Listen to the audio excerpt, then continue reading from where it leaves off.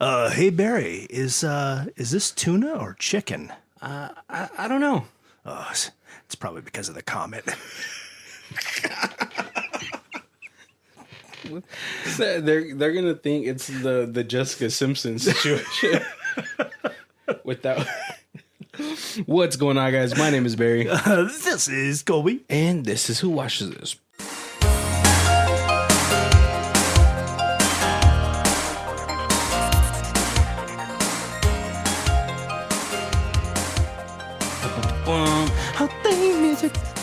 What's going on, guys? Welcome to the last movie of Space Debris Month. Yes. Finally nailed it. Yep. And then welcome to our first segment where I do a little ditty for you, a little jingle. You know, they don't do jingles anymore. They should. They should do more jingles. You know how that gets stuck in your head? Come on, man. Glenn Lerner is the way to... No, I'm not gonna... You guys don't know who that is. You guys are not gonna know who that is. I'm like, I jumped back to like when I was like 13. It was like, well, Casey will bring great water to you. Right? These are relics. These are relics of the past now. Yeah. All right. Sorry. A comet in the sky, thought to be just passing. Internet's down and cell towers are jamming. A dinner party of 8 sounds great on paper, but confusion arises as the night gets later. What might be going on is apparent, but I can barely make out the plot since it's coherent. That doesn't sound... It always coherent. In my head. Always in my mind. It works. It works. Yeah, what's going on, guys? Today we're going to be talking about the 2013 indie film Coherent. Yes. Now, as I was watching this movie, I was like, I don't know how I'm going to talk about this movie because it really just seems like a very complicated math equation. And I was not good at math. Right. Yeah, this will be fun to try to summarize, to interpolate. I think that's a word to use in this situation. Well, actually, we're gonna do a little something. We're gonna, like Colby was telling me, how much the production of this movie. Can you talk about it before we talk about the movie? Yeah, so I watched a little thing with with the director. He put it out about 5 years after this movie came out, and he was like, so many people have asked me about this movie. So it's filmed in his living room, or at least his living room at the time. It's only $50,000 budget. It's like a little micro film. Yeah. And then he was like, if you liked my explanation, like he kind of went through and explained some of the stuff from the movie and how it transformed from a horror movie of just 2 houses. We'll get to that more. Yeah. But a horror movie of just 2 mirrored houses to this compilation roulette wheel of multiple houses. Right. Yeah. And see, it already sounds complicated, right, guys? but it was kind of interesting because at the end, he's like, if you want more of an explanation, this was 7 minutes, but I have an hour-long explanation, but you have to pay for it because it is on our Kickstarter because we're trying to fund my next coherency, my next micro movie. And I was like, ooh, if I had an hour, I probably would, but I've only got like 20 minutes before I gotta jet out. The funny thing about this movie too is like its stars are very not known. As the biggest star in this is like a supporting character from the TV series Buffy. Right. Yep. I do recognize the girl's boyfriend, but again, he's like a background or like a supporting person. Right. And then the baldish guy, Amir, he is the co-writer. So he was the one who helped take this story from a horror movie to a sci-fi movie. Or a psychological thriller, I guess. And he looks like pretty familiar as well. He does, yeah. But again, this movie is pretty much casted with like, I know that guy. Right? And he was saying that it was like it's not a scripted movie. It's like, hey, everybody, here's the idea. Oh, so it's like a huge improv movie? Kind of, yeah. I will say, though, that the main girl is pretty hot. All right, let's get into it. So this movie really starts off like a very shaky cam, handheld. Obviously, you already heard the budget's $50,000, so it's not camera stuff costs a lot. But it's almost like in sort of the style of what I believe like a vlog would be, almost. Okay, yeah. But the story goes like M, who is pretty much our main character, is this person. She's going to meet up her friends that she hasn't seen in forever. Once you become an adult, you try to make like time for your friends, but life gets in the way, right? Right. Yep. Obviously, your careers, your spouses, your family, and so this is nice. They're finally happy that they're able to all come together. Right, because it's been a long time since they've done it. Like the first 15 minutes is pretty much character development. Yeah. But it's important character development because you get to understand people's quirks, and that makes a difference later in the movie. Yeah, this movie, it really gives you a chance to sort of understand the connections that everyone has, the relationships that everyone has, the what kind of people they are. Right. And so, it was the real generic basis of the story is a comet is flying by Earth, and it passes Earth every 100 years, and this is the closest it's ever been. But 100 years ago, they actually kept records on stuff, and so it passed directly over Norway, Finland, one of those Scandinavian countries. And there was a lot of people at that point reporting that they had gaps in their memory, strange comings. They would show up in the wrong houses, like in their neighbor's house and stuff like that.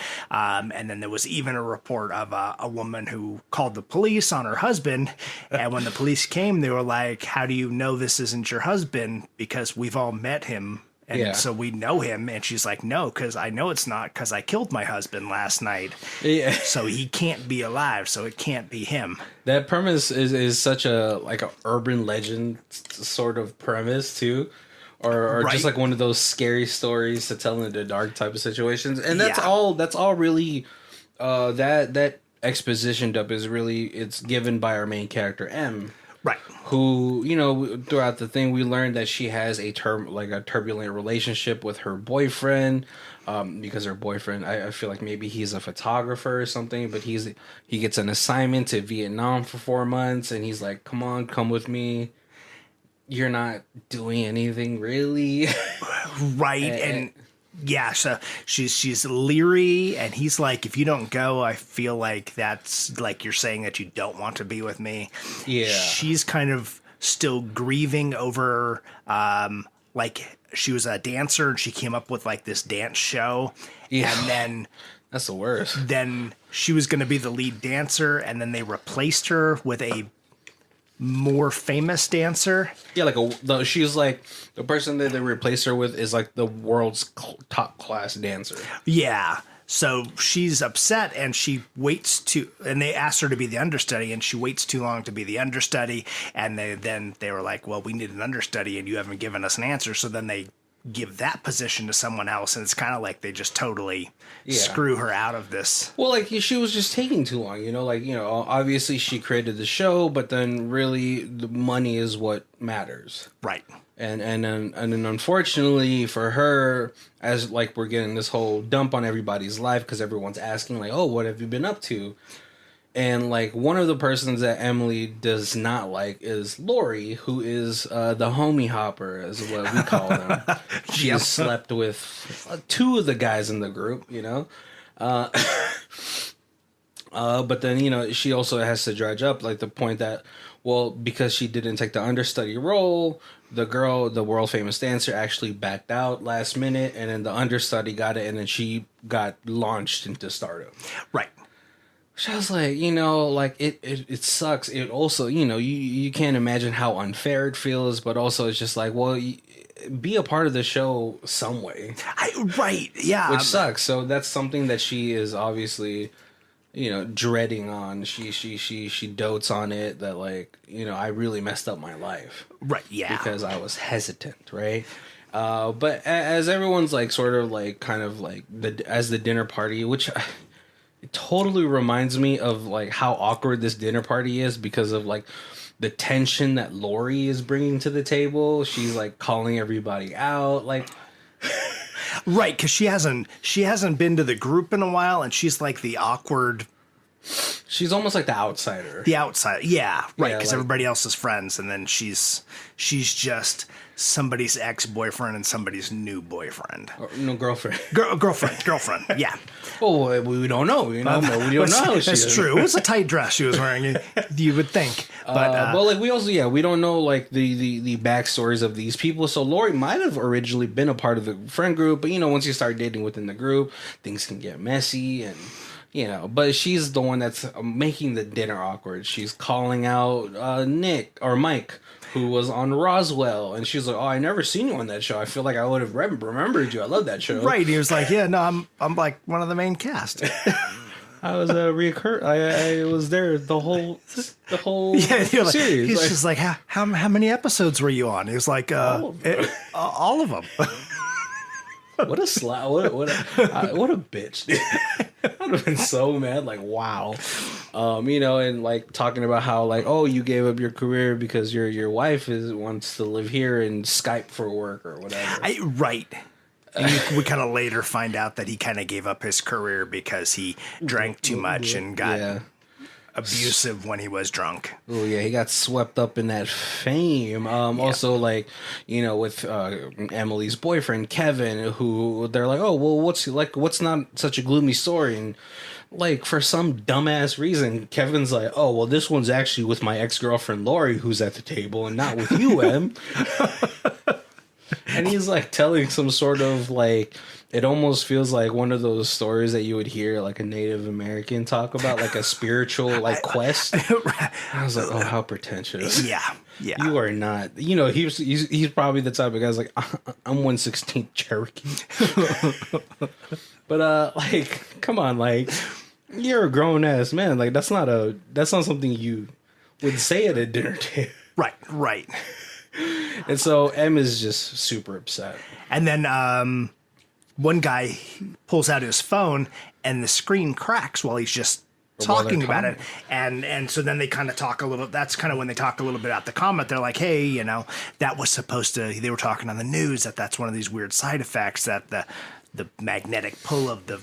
And they're like, yeah, and that's when they made the joke. They're like, yeah, it's this tuna tastes like chicken. Must be the comet. Well, yeah, because at the start of the movie, M's phone actually cracked as well, right? And so that's where the point of contention really happened. But then all of a sudden, so then that guy gets kind of concerned, and he's like, hey, do you have a landline or something, or somebody else got a phone? I need to contact my brother. And they're all like, it's kind of strange. And he goes and they try to turn on the computer and there's no internet. And they're like, what's going on? And he's like, well, my brother just said if weird things start happening that to give him a call. And they're all like, what kind of weird things? And then power goes out. Yeah, power goes out. Well, it's also because his brother is a theoretical physicist at UCSB. Yeah. Like Santa Barbara or something. I feel like it would be like what is it called? The CSLB or whatever. Where like Christopher Nolan brother went to write the Interstellar. Right. And so, MIT or something. No, I know it's a California one. And I was like, why would you go there? And I was like, I guess it's the leading thing for whatever. We're not signed this. And so the light goes out and everyone's kind of freaking out. They see the whole neighborhood's dark. But 2 blocks away, they see a house that's still lit up like the Yeah. 4th of July. And so they've only got one flashlight, but they have some glow sticks. So he's like, "Hey, since we could make this like a rave party." And then he opens up glow sticks. Everybody takes a blue glow stick, and they kind of go outside, and they're looking down the street, and they're like, "That's so weird that all the power is out except for one house." And it's like 2 blocks away. It's like 2 blocks away. And I was like really having a question. I was like, why do you have so many glow sticks? Do you guys have a secret life you're not telling anybody? Yeah. Going to EDC every year? It could happen. Right? Oh, no, what's the other one? Burning Man? Right. Where everyone's boobs and dicks are out? I saw photos of that and I was like, I don't want to go there. You know, I feel like everyone stinks. BO, man. Right. In the middle of the Nevada desert. Yeah. Right. Boobs and dicks, and then like Stank. sweat, and then dust blowing, and then just everything's gonna be itchy. Everyone comes home with a UTI. Don't worry. Right. But no, like so they're freaking out, and but Hugh, who's like the taller gentleman, the bald one, with the what's it called, the General Mustard or Colonel Mustard mustache. He's like, well, let's go to that house. Maybe they have a landline that I can try to use. Right. And so like fine, like he's like fine, like here Amir will go with me. Right, because they're like, you can't go alone. Yeah. To a stranger's house. Exactly. Yeah. And he's like, fine, Amir will come with me. Yeah. And so they end up going for like maybe like 30 minutes. Like 20 minutes, because they're like, if they don't come back in 10, then we got to go out there and get them. Right. But they come back, and at this time, Hugh has a injury to his face, and they bring back this lockbox. Yeah. And they're all kind of freaking out. They're like, "Oh my god, what happened? What's going on?" And then Mike, who is the host of the party, is able to open the box somehow. Yeah, he's got like a little like a key paperclip or something. Oh yeah, and he like finagles it open, and then when it opens, he's like, "Oh my god, that actually worked." Hey man, lockpicking is hard. And they're like, "Don't open it towards your face." And he's like, "It's a lockbox. It's not a bomb." You never know. It was in somebody's front yard. Yeah. But also like Amir is like, yeah, Hugh won't tell me what he saw on the side of the house. Like it's so weird, right? But as they're trying to get information out of him, they open the box and then they open an envelope with photos of themselves. Yep. And numbers on the back and a ping pong, like a paddle. Yeah, ping pong paddle. Ping pong paddle. And so now confusion has arisen. Yeah. They don't know what's going on. And so he says, I'm gonna write a note. Yeah. Since we took their box, and I'm gonna write a note and give it to them, and so they don't think that we're like some kind of strange creepers. Yeah, thieves and stuff like that. But as he's writing the note, he gets a knock on the door, and there's a note attached to the door. Right, and nobody there. Yeah. And as they look at the note, it is the same note that he is currently writing. Right? Oh, and they're like, what? Yeah. So this is the part of the movie where it really starts to become hard to recollect. Because there's so much going on between, like, this is the thing about like these type of movies is like, especially when it's a smaller cast, it's a more contained a contained like sci-fi thriller. Right. Is that it really becomes harder to really break everything down. So even the wiki is too long. But you start to get some. They start to kind of put pieces together. Yeah. They find a book, or that they have a book in the car. In Hugh's car. His brother's book that they were going to send back to him because he had left it there. Yeah. And they open it up, and there's a bunch of notes in there about Schrodinger's cat, which is the theoretical theory that if you have a cat in a box and there's poison and there's a 50% chance that the cat will die, is the cat alive or dead? Yeah. And with this theoretical theories that cat is both alive and dead until you open it up and make a conclusion. Right. Yeah. But so the book is on quantum mechanics. Yeah. But really, if you've ever opened a book on quantum mechanics, it's pretty much everything that like you've heard a really high person have said. Because to Claire, to delve deeper into what Colby was talking about, they say in the box is all realities, and until a justification happens, everything is happening inside of that box because it's contained in this. Like it's almost like what they're trying to talk about, how it's like a pocket universe. Right. It's basically the multiverse. It's the connection of the multiverses in that box. Yeah. Are you saying that it's better? It's a better movie than Doctor Strange in the multiverse? It's a shame. It's a shame because that movie had really great horror elements. I really love that.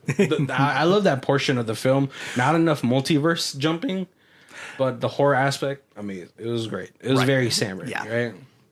And so they also they had to hatch a plan because now they're like, well, Hugh at that before that he talks about how he went to the side of the house. There was a dinner table set for 8, and he saw them. Right. Well, he does like a little hand gesture, and he's like, "You guys." Yeah. So, Buffy guy, he's like, well, I don't want this quantum universe to implode on me. So I want to go over there and implode on them first. So now 4 of them go over. Yeah. And while they look in the window and they see that that Hugh was... They never go. Or do they go? Well, they get to the house and they're like, hey, this is our house. How did we get to my house when we were just left my house? Yeah. And they look across the street and it's the 4 of them are standing there in the dark across the street, but they all have red glow sticks, not blue glow sticks. So now they're freaking out because I would probably have released my bowels, right? Because it's like, whoa, and I was really happy that Mike is a huge fan of Cobra Kai. Strike first, strike hard, because he goes off the handles right away. He's like, well, I gotta go kill that guy, right? He's like joking, not joking. We just talked about this. Like, if you know Colby, if you know him, he's like one of the nicest people, genuinely nice people. A lot of people talk about how like they went to his first store and he looks the same, and he's not a great business person because of how nice he is. Exactly. But we always made the joke that like on the East Coast somewhere, there's a Colby with no facial hair. Right. And he's super evil. Yeah. No goatee and an eye patch. Just making millions of dollars being mean to children. And so this is the situation that's happening. They feel like, okay, well, there's other versions of us.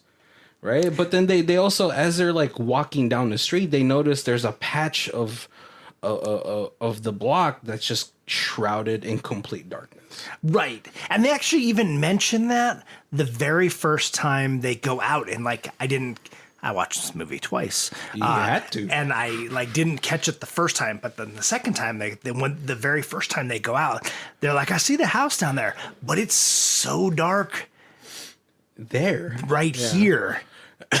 and then like he's like, even with your glow stick, I can't see you. Come back. Yeah. So it's kind of freaky, and like it's funny like when I saw that, because it reminded me of when I used to live in the Philippines. Like my parents my mom grew up on the countryside, so that's where I'd stayed for a year. Right. With my grandparents when my mom was like transitioning jobs when I was younger. And I remember like at some point there's not like street lights over there. And so it gets really dark. Like if you guys ever been in like the woods at night, it's fucking scary. Yeah. It's either like full moon and it's like there is so much light out here. I can't sleep in this tent. Yeah. Or there's no moon and you're like, I can't see my hand in front of my face. Yeah, like every sound magnifies. Right. Yep. Like I wouldn't go out there without a gun. Just saying. And so they go back to the house, and who stayed there? Was it was Beth, the wife of Hugh, and Lee, who was sleeping. Right. Yes. And so they're all really just trying to figure it out until Mike, who's like, hey, I got a plan. All right, listen, to stop them from getting that book, I'm going to go over there and blackmail me. Oh, right. Because they were like, hey, when we saw them, Beth wasn't there. So maybe Beth was asleep instead of Lee. Yeah. So Beth is the one who told us about the book being in the car. So if we can just steal the book out of their car before she realizes that might be a solution, then they will never know about this multiverse and situation, and then we will be the dominant. Yeah. You know, this is how humanity is, man. We're always trying to combat the unknown, right? But Mike is like, yeah, I'm gonna go over there. I'm gonna distract them, and then I'm gonna do this. But then, like, as he's saying it, he like leaves. But when he comes back, it had only been like maybe 5 minutes. But Mike is like, oh, no, I've been gone for like 45 minutes. What are you talking about? Right. Oh, yeah. And before that, because they talk about that, they were like, he's like, I'm going to go over there, you know, because and he's like, if you go over there, who's the first person you're going to end up fighting? Yourself. And what if you over there is drinking? There's no way you could beat you then. Jesus, he's like the fucking Hulk when he's drunk. That's the thing about drinking, guys. You guys got to drink responsibly. Yeah. All right, because you know, your pain receptors are dull, and you're doing dumb things. Yeah. Yeah. And that's sort of where we get a glimpse that like Mike has a drinking problem. Right. And then when he shows back up, he's like, I'm done with this situation. I just need a glass of wine. And they're like, Mike, no. And you're like, they don't really try to stop him. They're like, Mike, no, Mike. Because it's weird enough situation that you're just like, maybe we all need a drink. Well, yeah. As soon as you said it, everyone like scatters for a different drink. I don't know, man. So like Kevin's like, that's where he tells Kevin, I've been gone for 45 minutes. What are you talking about, dude? Right. And so at this point in the movie, you're thinking, oh, maybe is there like a time distortion that's happening? And like, you know, there's a lot of like little things that really do keep you intrigued. Like when they find the photos, there's numbers on the back of them. And Emma's like, this is my handwriting. Right. So they're freaked out. Well, a question before we move on. If this was happening, are you staying in the house? Or are you going out to explore?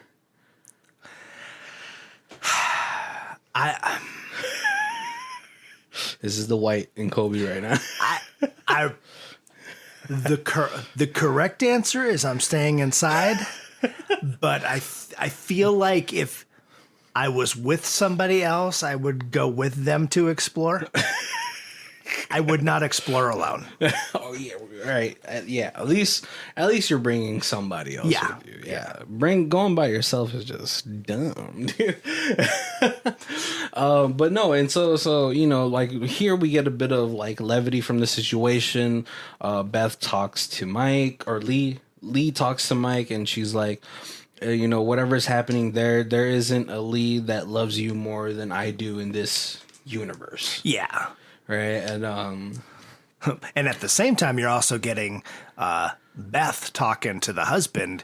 Beth is the ex-girlfriend. And no, Lori's the ex-girlfriend. Oh, Lori's the ex-girlfriend. And she's talking to the husband and being like, hey, I can't believe that Beth's not going.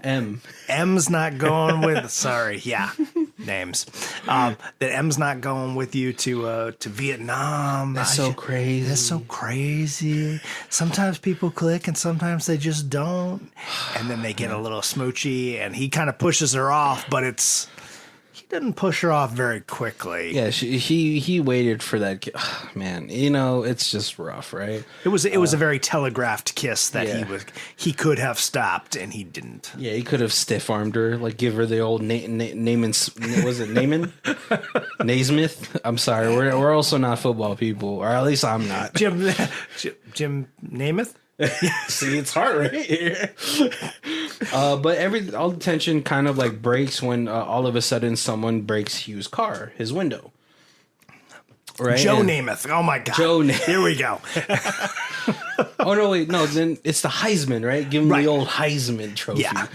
I actually had to think back to Seth. Was Seth Green in the old Carl's Jr. commercial where he takes a bite and the barbecue sauce drips out and he's like, "Oh, it looks like Joe Namath in the Heisman position." Oh yeah. So, but they all go out and then they all go to their cars to check on their cars. M goes to her car to retrieve a ring. Yeah. That she was given at a festival, like a Renaissance fair, and Kevin's like, "Hey, what are you doing?" Yep. And she's like, "Oh, I just wanted to get this ring. I know it's kind of cheesy." Yeah. And he's like, "Ah, you cheese ball." Yeah. And so it seems like everything's fine, but then Yeah, and then he's like, "Yeah, that was real great." And she's like, "Yeah, is everything okay with Beth?" And he's like, "Yeah." Or Lori. And he's like, "Yeah, Lori's just stupid." Yeah. And then he goes over and he gives her a big hug, and she's like, "Yes, this is my husband." Yeah.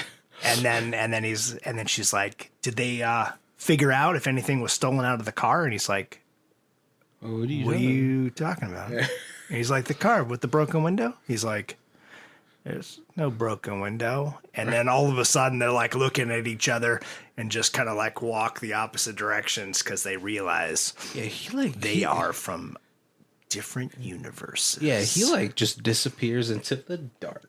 Yep. When they go back outside, Kevin is inside. We're like, oh man, it just reaffirms that it was a different Kevin. And I'm like, oh my God, what's happening? Yeah, and she says the same thing. She's like, "Oh, I had to go to my car to get this ring. I know it's cheesy." And he's like, "Oh, okay." Yeah, you're not my husband.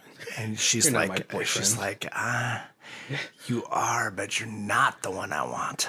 She's like, I should have just went with the other one. Yeah. But at that point, like, everyone's freaking out. So they're like, oh, let's make some sort of marker because, they're like, they don't really know what's going on. Oh, Mike's doppelganger comes and like chokes him out a little bit. Which I was like, well, what the fuck? What is going on? And so I think they're like, hey, let's make a marker for the house. The other places doing it. And Amir's like, "Well, if we just put like a symbol on the front of the house, what if every single house has the same symbol? And we're never gonna know. Yeah. So we got to do something that's completely random." Right, and unfortunately, they're not D&D nerds. They only had a D6.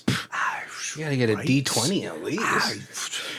I know. Come on. Let's up the chances. And so they're all doing the math on probability. And before that, like she wrote the numbers from the photos last time. And then, we forgot to go over that. Hugh and Amir were from a different universe. They took that out. Yeah, they grab the box, and as they pull out their like little red glow sticks as they leave the house. Evil. And that's when they first realized that they are in the wrong house. They're like, "Oh, we are in the wrong house because these are the blue glow stick people, and the red glow sticks box they have here isn't open." So yeah, and we also don't belong here. And also the one that choked out Mike, he had a green glow stick, and he had a green glow stick. And so like they do the whole thing with the photos and the numbers and all that stuff, and then for some reason Lori still has a picture of fucking Kevin. Like, wow, really? Yeah. Like, I'm surprised. Like, at that point I would have just punched you in the face. Like, we know that you're still thirsting over my boyfriend. Yep. But when she goes to open the book to see like what the numbers were before, now it's written in green and it's all different numbers. Right. And all the numbers that everyone was saying was all different because in the first round there was no 3 and Hugh was 3. Yep. So that's where like M finally realizes like, oh my gosh, we aren't all the same people. Yeah. Like the only people that are like from this house is Beth and Lee because they've never left it. Yeah. At least to cross that dark portion on the block. And they all start to fight. Yeah. They all start to fight, and then M sort of has an epiphany. And she's like, well, let me go find a universe that seems better than this one right now. And so right, because now we've got actor guy is drunk, boyfriend is a jerk, ex-girlfriend is all hitting on Yeah. my boyfriend. Hugh finds out that Mike slept with Beth before they got married. Right, so friendship ruined. It's all bad. Beth takes a bunch of drugs and she starts does. getting bloody noses. Yeah, she does a whole lot of ketamine. Yeah. She's like, "Oh, this is all organic. I sprinkled a little ketamine in there," and I was like, "Okay, now it's an issue." Stupid. I was like, "Oh, I put a little cocaine in there. Whatever." Yeah, right. Yep. And so M starts traversing, which we do find out that like there's a possible 5 million different universes when they start doing the math on like the whole situation, and that's like rookie numbers. It's probably like an infinite amount of universes, and so she's really just trying to find a universe where everyone looks fucking happy. Yeah, and she kind of comes up with the hypothesis that the dark is a roulette reel, and every time you walk through the dark, you're showing up in a random universe, and there's every time something changes from the original universe, there's a divergent second universe. So like when they rolled the dice and the numbers were different, that created a second, an alternate universe. This is what Kane was trying to prevent. When the guy's phone cracked, and then in the other universe it didn't, that created a alternate universe. When they opened up the box of glow sticks and pulled out blue instead of red, that created a different universe. Yeah. So as she's going through this, we see one where everyone is tied up. That one's the serial killer universe. I've been waiting to do this. Yep. It's Kevin. Yep, and then there's one where where everybody's fighting. Yeah. There's one where Lori's sitting on boyfriend's Kevin's lap. Yeah. But she finally finds one where everyone looks happy. She's sitting next to Kevin happily. I took it that she found a house where he got a hold of his brother, and his brother told everybody to stay in the house. All right, yeah, but like because everyone generally looks happier, right? And they were unaware of any problems outside of the house. Yeah, so and so she creates a little diversion outside, and then when this M goes to her car, she like smothers her with the ketamine juice. Yeah, puts her in the trunk, and so she goes back inside. Everything seems fine. They do go out. So she's like, "Oh, why'd you come through the door from nowhere? Because of feng shui?" Right. Yep. I'm like, "No, that's just like the door to the back. What the fuck?" It's just a sliding door, pretty much. Jesus. They just didn't have sliding doors back then. It just goes to a little small patio that nobody ever uses. And she's like, "Well, I was back here because this patio's got a good view of the comet." And then everybody's like, "Oh, let's go take a look." That's just the patio of shame. All right. That's where, like, you tell your wife, like, "Oh, I quit smoking," but that's where you go to smoke. Yep. But while everyone is distracted, she sees this universe's M start to crawl back into the bathroom. She sees a universe's M crawling towards the bathroom. Oh, because ketamine is that strong? She does look roughed up. So, I don't know. Because, okay, well, we'll get to this after. But, and so she handles it. But when she gets out, she passes out. It goes into the morning. Everything seems fine. Everyone seems to be doing okay and all that stuff. She goes outside. She sees that everything is back to normal. And Kevin's like, "Hey, what's wrong? Are you okay? You passed out. It was a crazy night, right?" But then all of a sudden he gets a phone call and he's like, what the hell? Someone's calling. It's you. Yeah. And then he picks it up.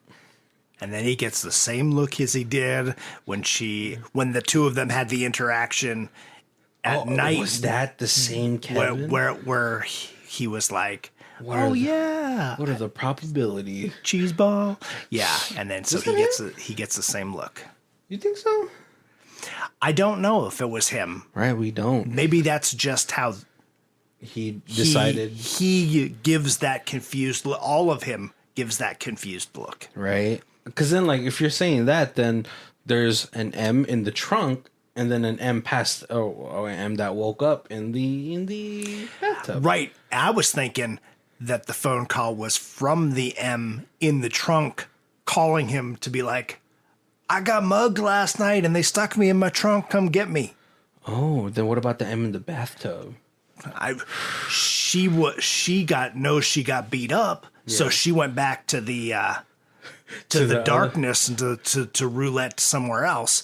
But because this is what 1M decided, it may also be what many of the M's decided. And if they were all looking for the happiest version of their family, who knows how many M's end up In that one. in this universe, when right? Because in this universe, came. yeah. Because in this universe, she is the one. She decided to do the understudy. We get a little side conversation. We're like, oh, is that girl going to be your understudy while you're out there being in the world? Right. Well, and yeah, she's you're also going to be in decided, Vietnam. Yep. Yeah. See, so it's crazy, right? Oh, before we get to our thoughts, let's go to our other segment, High Star, Low Star. Colby, where you at? So we got a 10 out of 10. 10 out of 10. Seriously fun and unexpected ride. I was fortunate enough to catch this at a local screening in Los Angeles recently, and I have to admit that this film took me completely by surprise. I knew some details before going into this film, low budget, quick shooting schedule, etc. So I was preparing myself for a bit of a tough ride. I was so happy to see that this was not the case at all. Smart dialogue, fluid and intimate use of camera, great characters and storyline. It all comes together to really surprise you. Being a bit of a science nut, I also love the fact that the storyline was ahead of the curve on newly introduced theories making the rounds in physics. I won't say any more for fear of spoiling the ride, but trust me, this is a very well done film. If you still hold on to your sense of imagination, if you still believe that anything is possible, if you still love going to the movies for a sense of magic and love a good story, this film will not disappoint. All right, and then we got a 1 out of 10, A Pile of Lint. This is probably one of the worst films I ever rented. It's just too seminal. I don't know, for me and my midget mind. I always thought Natural Born Killers was the worst, but this rates as bad or worse. I know both were meant to have a really deep meanings, but not to me. I don't see movies for deep and profundity. Yeah, obviously. That's not a Profundity? Yeah, profoundity. No you there, guy. Or no O. Of understanding, only entertainment, history, and clarity. I love science fiction, but this was pretentious garbage. Alternate universe akin to a Twilight Zone episode, bah humbug. Pure waste of my eyeball energy. If I could rate this a -10, I would. Just a bunch of verbal pseudo intellectuality. There were no actors of note. The atmosphere were abominable. If I can't say that word. The dialogue was lame. In summation, I recommend this picture to nobody. It just went over your head, dude. No, I mean a lot of films can be like that, where it's like, oh, you guys are just trying to be profoundly deep, but this tried, Right. Obviously. These are all just theories still to this point, so it's hard to really, what is it called, like harp on them for those situations. Right, and it's one of those movies where it's got like the first review said, it's got like a sense of wonder and imagination and mystery, and it's certainly not filmed where it's spoon feeding you the story. Like it wants you to try to figure it out as it's going along. I mean, it's there, and they do things, like I said, the exposition if you watch it a second time, you catch a lot of things that you didn't catch the first time. Yeah, and like the thing about it is that like you can't get too bogged down on things where it's gonna ruin your experience. Like obviously, at some point of this film, they had to sort of like, they had to reveal what was going on to our main cast. Quote. Right. But like the mystery aspect of it in the beginning is what really kind of like draws you in more. Yeah. You know, for them to for M to be like, oh well, these photos are like pretty intimate. This one photo of Amir was from tonight because he had just gotten that sweater today. Why is my handwriting on this? The slight misdirect with Mike saying that he had been gone for 45 minutes, not 5. Yep. So there's a lot of like little eggs for you to like try to crack open and figure out what's happening. And you know, when they already ran the numbers, like 5 million is pretty minuscule to what the universe is. Because yeah, like M said, everything, like whenever we go into that darkness and come out, it's a roulette. Yeah. Instead of having, what is it, 36 plus double zero, like 0 and double 38. Instead of having 38 spaces, you have an infinite amount of spaces to try to land on. Hopefully you don't land onto the one where everyone's like, you know, an alien or something, or a centaur. Oh, poor M if she ended up in the centaur universe. Well, so like they would have all been similar because at the point that they arrived, the comet was just crossing. Yeah. So there shouldn't be any changes prior to the dinner starting. Right. Well, it just depends. And it's always divergence. Oh, that's true. Right. That's true. It just depends. It's an infinite roulette wheel. You never know. Yeah, you're just lucky you didn't step into the universe where it's all underwater. But now we're watching episodes of Rick and Morty. Oh man, did you hear about what happened to the? I did. It's just not, you know, like I'm not condoning anything, but it's gonna be hard for you to like find a voice actor replacement to do those voices where people are not gonna be like, well, now it's ruined. Right. Oh, no, the story is still there, guys. I know. But yeah. I'm like, why can't this be the 90s and somebody just take him out into like the parking lot behind the studio and bait his ass and then it's over with? Now get back to work. No, because that person is going to always have to be there when he gets out of line, you know? Jeez. I mean, hey, like, you know, I'm glad that, you know, he's being held accountable now. For his, I think his like actions were pretty horrific, right? Yeah, was it like domestic violence or something? It was. You know, because I remember watching him do his process. He was like, "You got to get drunk for this," and I was like, "I don't think that's a good idea, dude." But yeah, no, this movie it's great for the aspects of the mystery that's happening 80% of the film, right?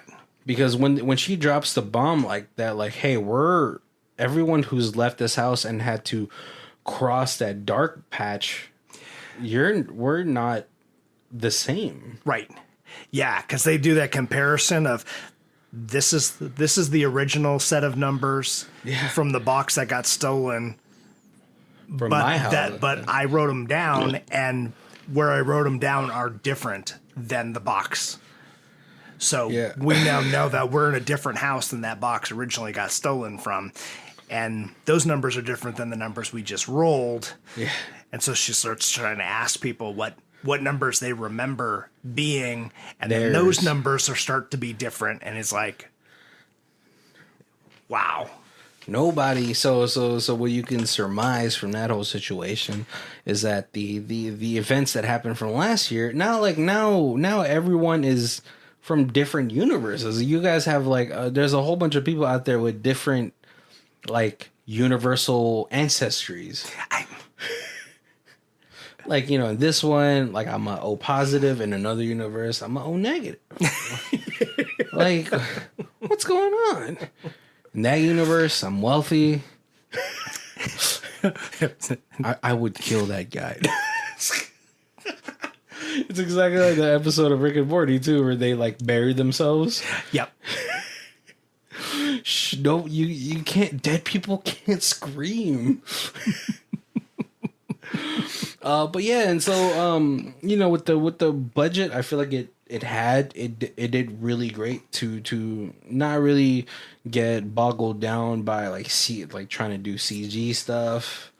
It's a very simple premise. It's a contained sci-fi thriller. Right. Like, a lot of people are going to be like, "Oh, well, you didn't get to see too much." It was like, no, that's not what they were trying to portray. Right. Exactly. And this just makes me more fearful of space debris flying near us that we don't see. Right. I remember one of my friends was trying to tell me about like another podcast. They were talking about how Hitler was super into the occult, and he actually did something that like now we're in this future where there's like a bajillion genders and like identifications now. Like a kid was telling me how there's somebody that identifies as a deer. My friend's like, blame Hitler, dude. If you go on Wikipedia, it all leads back to World War II somehow. Yep. So now I'm just afraid. Bernstein. I don't know what it is now. Oh, it's right. All the Mandela effects. Yeah, people. Was Sinbad in a genie movie? I don't know. Because from what I remember, it was Shaq Diesel. Kazam. He made snacks fly from the sky or rain down from the sky. I don't know. See, I remember both. I do remember Shaq being in a genie movie, but I definitely remember Sinbad being in one as well. Are you? There's another kid who was actually like this prodigy genius in like physics, and how he talked about, back in 2012 there was this whole scare that the world was going to end, but he was theorizing that like when one universe ends, it collapses into another universe. And so that's why we have so many of these weird like memories. He was talking about frequencies, and like the explosion caused it to match to our frequency, and that's why we're getting like these weird memories. People talk about Pikachu having a black portion of it like on his tail, and I was like, well, I kind of remember that. But then you see it now, and there's no black tail end. So yeah. This movie wasn't meant to be a masterpiece, but this movie is a great talking piece. Definitely. Especially if you're freaking high. Oh, wow. Right? Yeah. I feel like, all those theoretical physicists, they'd get a lot more done if they just smoke a little ganja, a little little zazas, as the kids call it nowadays. I did hear rumor that like there is a lot of underground drug use on prolific people in like Silicon Valley. Like a lot of those crazy computer IT kind of ideas don't necessarily come from a sober brain. Hey man, just like jazz. You think we'd have great music without a little zaza? Little devil's lettuce. Right. I don't know what it is about that. Obviously a lot of my favorite like musical artists have partaked in the on the devil's lettuce. I think it's almost a requirement for musicians. And maybe scientists. You never know. Right. All right, guys, we're coming up to our hour. Thank you guys for joining us. Make sure to check out our other months. We have Nicolas Cage month, which is a favorite. We have a WWE like studio month coming up. Right. Of course, we got a Danny Trejo month. Yeah, machete. There's no other way to say that, And of course, we theme up our Halloweens and our Christmases. Yeah, the holidays and all that stuff. So make sure to check out those. But if this is the first time you guys are joining us, we do our reviews in 4 different sections. We have Stream It, a DVD it, Blu-ray it, and the ultimate Who Watches This box collection. I I was super into all the movies this month. If we did the Who Watches This box collection, I would take all these into a box. That would be fantastic. I liked this movie enough that if whatever else this director, writer does, that you could throw that in there. I feel like I don't know what else he does, but I feel like that would all be good. The way that how well he did with this on the budget that he had, I can't imagine that. He did Rango. Yeah, he was a writer for Rango, a producer for The Forest, which I'm not gonna say. I gotta say, it wasn't too bad for this like American girl goes to the Suicide Forest in Japan. It was kind of freaky sometimes. I have not seen it. But looks like the last thing he has done is Coherence. I guess he didn't get enough people to watch that hour-long documentary that he did. Like I said, it was like 4 years later, so it was only like I think it was like 2022. So they may be filming now. He was like, money's ran dry.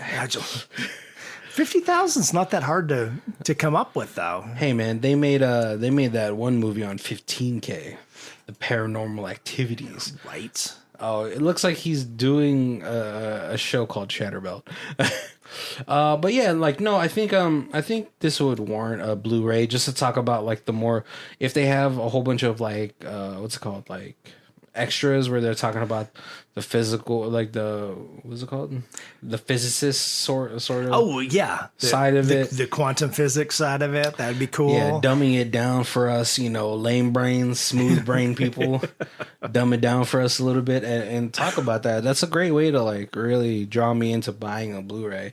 But as it stands, this probably doesn't have a Blu-ray from 2013. Probably DVD at most, or just straight up stream it. Because this was on one of our favorite streaming sites, Tubi. Tubi? We you know what? I keep seeing on TikTok a lot of people watching like these like low budget Tubi movies, and I feel like we're gonna have to do a month of that on our YouTube channel, the WWT commentary. Right. Yep. All right, guys. Well, thank you guys for joining us. Make sure to check out our links down below, or maybe one day, if you purchase enough from our Amazon affiliate links, me and Colby can go Canadian tuxedo style to a Texas Roadhouse. Yeah, we're doing it. We're going to take pictures of it. We're going to put it up on our Instagram. So if you follow our Instagram, you can see pictures of us in our Canadian tuxedos. Yeah, maybe some ribs. Maybe Colby will get a mullet. I don't know. I will probably not get a mullet, but I will probably get something with cheese while we're eating. But yeah, we definitely follow our socials. Instagram is our newest one. We've kind of been throwing pictures and stuff up there, but we've been doing Facebook and Twitter kind of every time we post. Drop a podcast, we post it up there. Anytime we see like cool movies, previews and stuff, we link it in there, kind of keep you in the know. Yeah, make sure to check all that out. All right, guys, my name is Barry. This is Colby. And this is Who Watches This. If you guys want to check out who does the theme music, it is Lee Rosevere. It's called Arcade Montage. It's on her album Music for Podcast 3, and her Bandcamp is down below. Thank you.